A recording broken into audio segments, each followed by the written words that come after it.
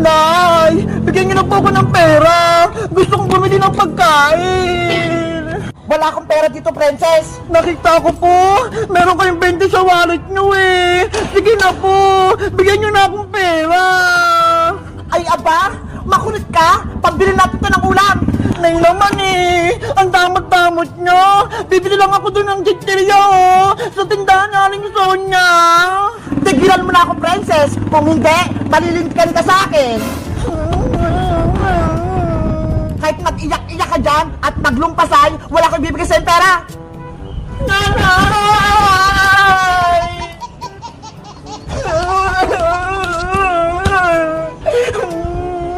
Meanwhile, Na. Ang daming kalat dito sa bahay. Princess, ano nangyari sa'yo? Bakit ka umiiyak? Bebang, si nanay, hindi niya ako binigyan ng pera. Hindi ka lang binigyan ng pera ni Aling Tere, umiiyak ka na. Kasi gutom ako eh. Gusto kong bumili ng piyatos kay Aling Sonya. Sabi na nga ba, gusto mo lang kumain, princess eh. Asya, huwag ka nang umiyak, princess. Bibigyan kita ng pagkain sa bahay. Talaga, Bebang? Bibigyan mo ko ng pagkain? Oo, kaya antayin mo lang ako dyan ha. Dadalhan kita ng chichirya. Okay, antayin kita dito. Diyan ka lang, princess. Huwag kang aalis. Ano kayang ibibigay sa akin ng pagkain ni Bebang? Panigurado masarap yun. Sino yun? May sumisitsita. Iya, lumapit ka rito. May ibibigay ako sa'yo. Sino po kaya? Huwag ka nang maraming tanong. Halika rito, bibigyan kita ng pagkain. Talaga po? Ito ho, piatos. Gusto mo ba? Malaki to. Opo! Gusto ko po yung piatos na green! Lumapit ka rito, kunin mo na. Sige pa! Yes! May magbibigay sa akin pagkain! Anong pangalan mo, Iha? Ako po si Princess! Ang ganda naman ng pangalan mo. Parang prinsesa. Naalala ko tuloy sa yung anak ko. Princess din ang pangalan. Ano naman po pangalan nyo, Ale? Kasi hindi ko po kayo kilala eh. Ako naman si Aling Martina, taga Block 18, taga Walis. Aling Martina, pwede ko na po bang makuha yung piatos ko? O sige, kunin mo na to, princess. Panigurado matutuwa ka. Wow! Malaking piatos! Favorite ko to! Kainin mo na yan. Masarap yan. Bagong luto yan. Sige po, Aling Martina! Thank you po dito ah!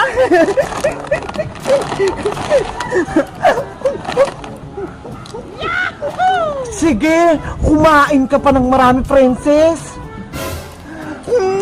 Ang sarap! Ang lutong na piatos! Ubusin ko to lahat! Wala ko ititira!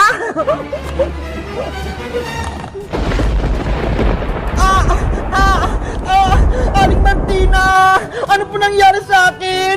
Bakit sumasagot yung katawan ko? Tumatalab na yung kulam na ginawa ko. Aling Martina! Lumilit po yung katawan ko! Tulungan niyo ako! Sa wakas, naging manika na si Princess. Ang cute-cute niya.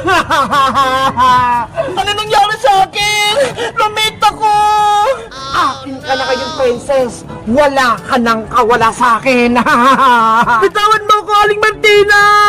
Princess, nandito na yung pagkain mo. Bebang! Tulong! Nasaan na si Princess? Wala na siya. Wala ka ng kaibigan, Bebang. Akin na siya. Aling Martina! Ibalik niyo po ako sa dati! Princess! Nasaan ka na? Nandito na yung mga pagkain mo! Bebang! Tulungan mo ako! Nandito ako! Tumahimik ka, Princess. Kung ayaw mong gawin ko rin manika si Bebang.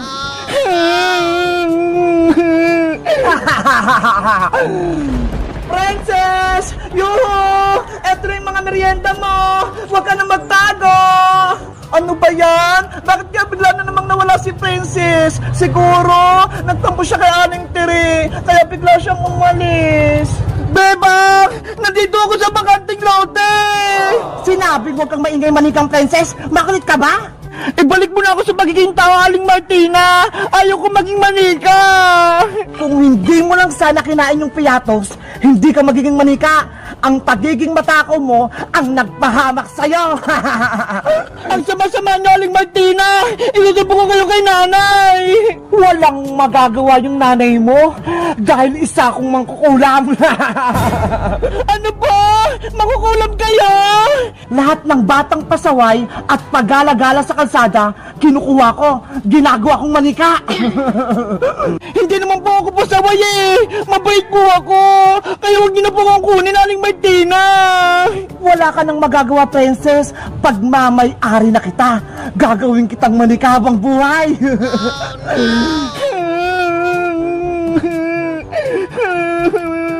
Princess! Nasaan ka?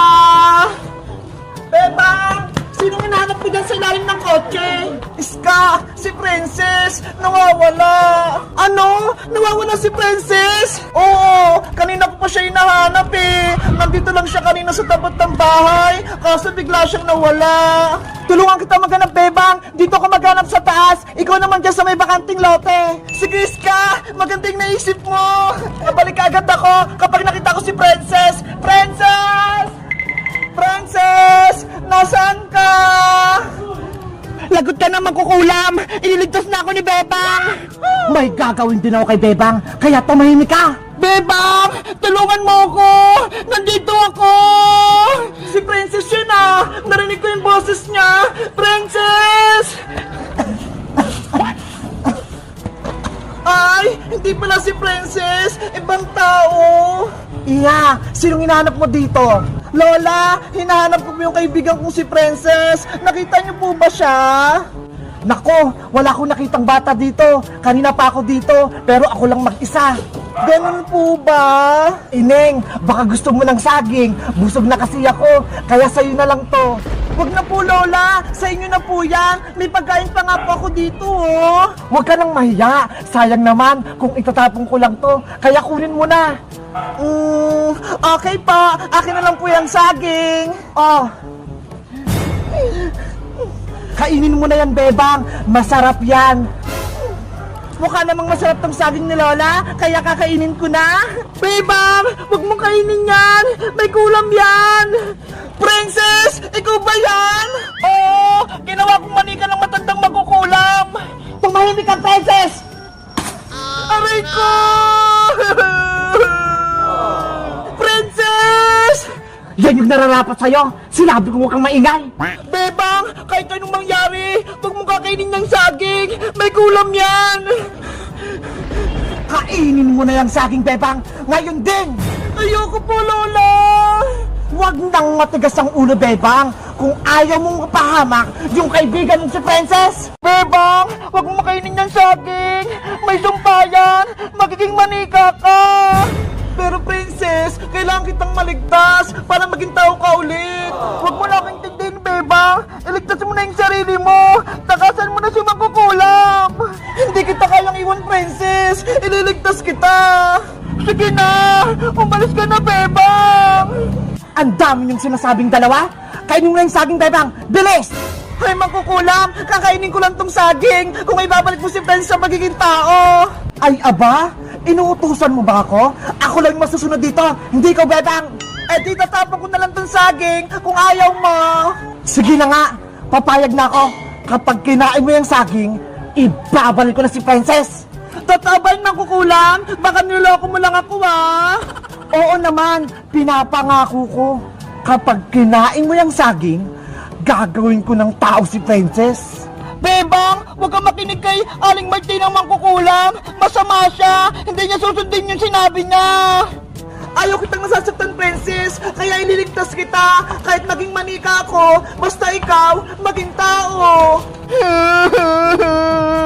Ang bait mo talaga, Bebang! Isasakripisyo mo yung buhay mo para sa akin! Naiinip na ako. Kainin mo yung saging, Bebang. Bilisan mo. Sige pa, Aling Martina. Kakainin ko na po to.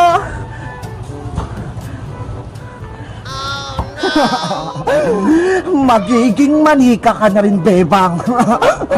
Kakainin ko na tong saging para may ligtas ko si Princess.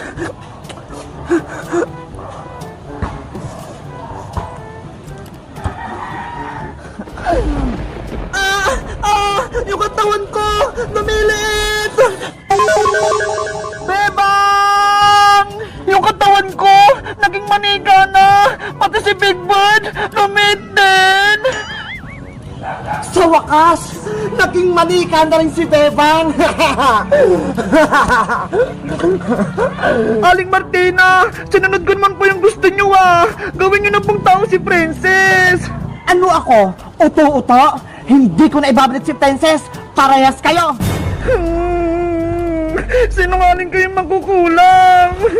Ang sama-sama mo, Aling Martina! Ginawa mo kaming manika!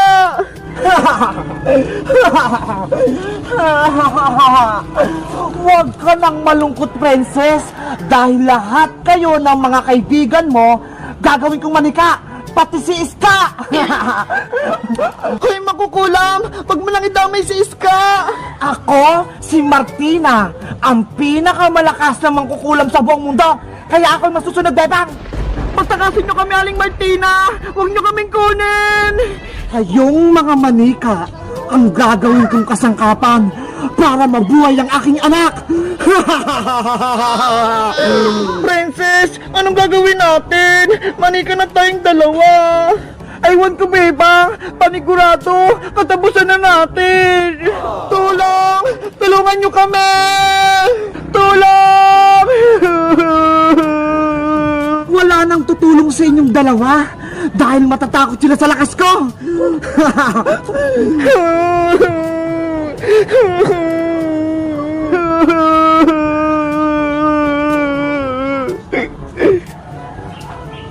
Totoo ba yung nakita ko? Si Bebang tsaka si Princess, naging manika sila.